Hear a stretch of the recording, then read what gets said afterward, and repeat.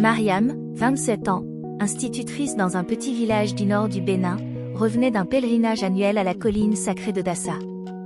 Les chants, les prières et l'odeur d'encens flottaient encore dans son esprit. Quelques semaines plus tard, elle ressentit les premiers signes, nausées, fatigue, un ventre légèrement arrondi. Elle sourit, émue, pensant à l'enfant qu'elle portait. Son mari, Kossi, un menuisier discret, partageait sa joie. Mais cette nuit-là, un cauchemar troubla son sommeil. Un serpent aux yeux luisants la fixait dans l'obscurité, immobile, comme s'il attendait quelque chose. Les semaines passèrent, et les cauchemars devinrent récurrents. Chaque nuit, le serpent revenait, plus grand, plus proche. Mariam se réveillait en sueur, le cœur battant. Puis, à la première pleine lune, elle sentit un liquide chaud couler de ses oreilles. Du sang. Paniquée, elle courut chez le médecin du village voisin. L'échographie ne montra rien. C'est étrange, murmura le docteur, perplexe. Il n'y a pas de bébé visible. Pourtant, son ventre continuait de s'arrondir. Les villageois commencèrent à chuchoter, leurs regards pesants. Inquiète, la mère de Mariam, Adjo, consulta une vieille guérisseuse nommée Maman Yéya. Assise près d'un feu crépitant, la vieille femme examina Mariam, ses mains noueuses tremblant légèrement. Après un long silence, elle murmura, « Ce que tu portes, ce n'est pas un enfant. C'est une dette. » Mariam sentit un frisson glacé la parcourir. Maman Yéya refusa d'en dire plus, mais ses yeux trahissaient une peur ancienne. Les nuits de Mariam devinrent un enfer, ses hurlements réveillant tout le village.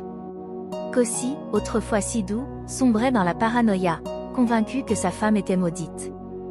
Désespérée par l'état de sa fille, Adjo décida de chercher des réponses plus loin. Elle emmena Mariam chez Baba Dao, un féticheur respecté, connu pour sa capacité à dialoguer avec les esprits du monde invisible. La route jusqu'à sa case, isolée au pied d'un manguier centenaire, était silencieuse, seulement troublée par le chant des grillons et le vent qui semblait murmurer des avertissements. Mariam, épuisée par ses nuits sans sommeil, avançait comme une ombre, son ventre gonflé contrastant avec son visage émacié. Lorsqu'elles arrivèrent, Baba Dao les accueillit sans un mot, ses yeux perçants semblant déjà sonder l'âme de Mariam. Sous l'ombre du manguier, le féticheur prépara un rituel. Il alluma un feu, répandit des cendres en cercle complexe et psalmodia des incantations dans une langue ancienne. Son corps se mit à trembler, comme possédé par une force plus grande que lui, et ses yeux roulèrent dans leurs orbites. Lorsqu'il revint à lui, sa voix était grave, presque inhumaine. Il y a 10 ans, Mariam a marché sur un sanctuaire sacré. Elle a offensé un gardien. Ce serpent dans tes rêves, c'est lui. Il réclame réparation. Les mots frappèrent Mariam comme un coup de foudre, faisant ressurgir un souvenir flou, une promenade insouciante avec ses amis, des rires d'adolescente, et un autel de pierre qu'elle avait piétiné sans y prêter attention. Mariam tenta de protester, mais les images de cette journée lointaine revenaient avec une clarté terrifiante. Elle se revoyait, âgée de 17 ans, courant dans la brousse, ignorante des avertissements des anciens sur les lieux sacrés. Était-ce vraiment cela? Une faute d'enfance pouvait-elle avoir des conséquences si terribles? Adjo, les larmes aux yeux, implora Baba Dao de leur dire comment apaiser le gardien, mais le féticheur secoua la tête. Le gardien a choisi. Ce qu'il veut, il l'a déjà pris, murmura-t-il, son regard fuyant celui de Mariam. Un silence oppressant s'installa, seulement brisé par le craquement du feu. De retour au village, la nouvelle se répandit comme une traînée de poudre. Les voisins, déjà méfiants, commencèrent à éviter la case de Mariam, certains posant des offrandes à l'entrée de leur maison pour se protéger. Les enfants, qui autrefois couraient vers elle pour écouter ses histoires, s'éloignaient désormais, leurs parents leur interdisant de l'approcher. Kossi, déchiré entre amour et terreur, passait ses nuits à boire, ses cris résonnant dans la cour. Mariam, elle, restait prostrée, hantée par les paroles du féticheur et par le serpent qui, chaque nuit, semblait se rapprocher dans ses rêves. Le village entier semblait retenir son souffle, comme si une tempête invisible s'annonçait. Les anciens se réunissaient sous l'arbre à palabres, discutant à voix basse des récits anciens de gardiens offensés et de dettes payées par le sang. Certains parlaient d'un sacrifice pour apaiser l'esprit, mais personne n'osait s'approcher de Mariam. Elle était devenue une étrangère dans son propre village, une femme marquée par une faute qu'elle comprenait à peine. Chaque regard, chaque murmure renforçait son sentiment d'isolement, et pourtant, au fond d'elle, une question persistait. Pourquoi le gardien l'avait-il choisie, elle? 9 mois s'écoulèrent, lourds de peur et de mystère. Le jour de l'accouchement, les sages-femmes du village se rassemblèrent dans la case de Mariam. Les contractions étaient insoutenables, et ses cris résonnaient comme des appels d'un autre monde. Soudain, un silence glacial tomba. Les sages-femmes reculèrent, hurlant de terreur.